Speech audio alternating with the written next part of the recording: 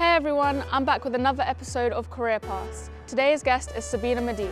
Sabina is a secondary school English teacher based in North London. She has a background in child psychology and has worked with young people for several years. Let's go have a chat with her. Thanks so much for coming down today, Sabina. Thank you for having me. So what do you do for a living? I'm an English teacher in a secondary school. And what do you love most about your job? The change and the difference you can make in young people's lives. What advice would you give me if I wanted to get into teaching? If you're going to go for a secondary school teacher, personally, I would say do it in your 30s, gain the life experience. If you are happy to go into a primary school setting, do it in your 20s. If I wanted to be a secondary school teacher, what skills would I need? Experience life, go through everything, make your mistakes, do the things you wanted to do, just go through the motions of life. Learn lessons that you can then implement and use with the young people you'd be working with in a secondary setting. What's the best piece of career advice that you could give? I think with life advice, it would be don't give up, and there's always a way. When it comes to career advice, it's very difficult. I think the moment you stop enjoying your job, you need to change your job. Did you have any jobs leading up to this one?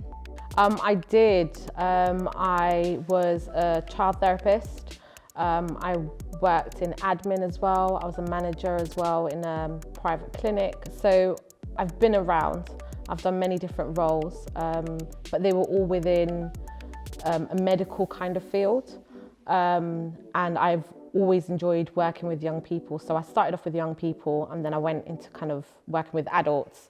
And now I've come back to working with young people again. Out of all the jobs that you've had, are there any that you regret? I would probably say if I was going to regret any of the roles I've had is working with adults. Because it showed me that the way the system's set up, it's not for change. So that was disappointing for me because I would like to create a change or give people hope. And what's the best career decision that you've ever made? To become a teacher. I know it's very cliche, but I feel like I did it at the right time for me personally in my life, and I feel like I'm able to kind of implement changes now, and I have the life experience for it. So in your opinion, what's the best change that you've made so far?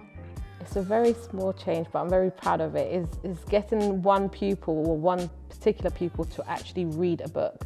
And he's 16 and he hasn't picked up a book since he was 6. So to me, that was a big deal. And I wouldn't say I encouraged him to pick it up. I just read them a page from a book. He frustrated me in a lesson. So I was teaching a lesson. He didn't like the extract I provided because it wasn't real. It wasn't a true life story, even though it was very gritty.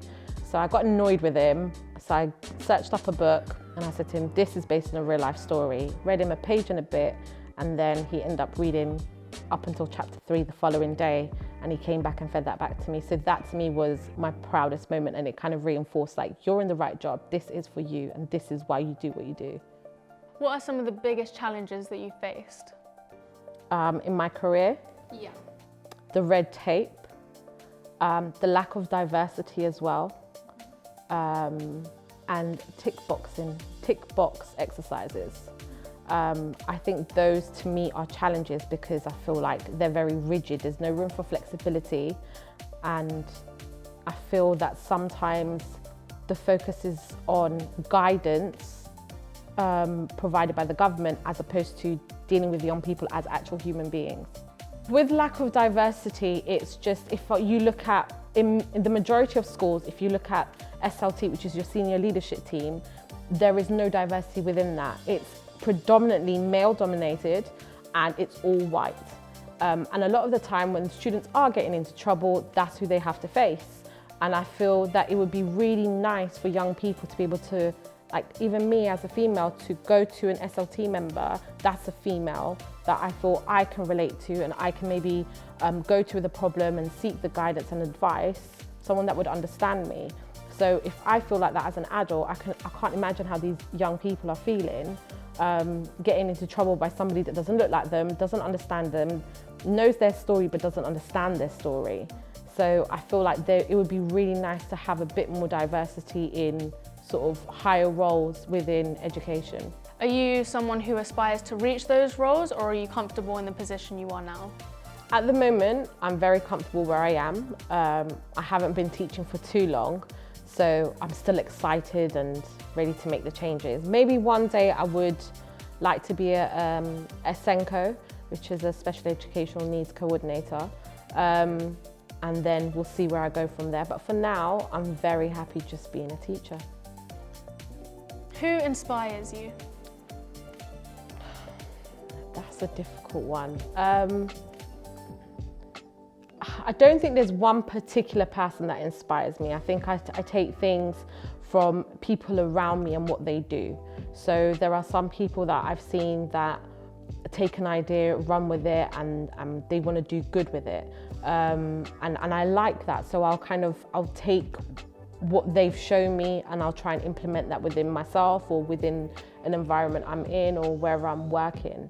So I take things from loads of different people. I wouldn't say just one specific people, but I do like talking to old people because they're so wise. They have the life experience that we don't. And sometimes they just bring it back to basics and they're just like, enjoy your life. Stop putting so much pressure on yourself. And I feel that we put ourselves under pressure all the time, whether you're 5, whether you're 25, whether you're 50, or whether you're 70. We're always putting ourselves under pressure to do more, to do better, to be better. And we don't actually give ourselves a moment to actually enjoy the success we have.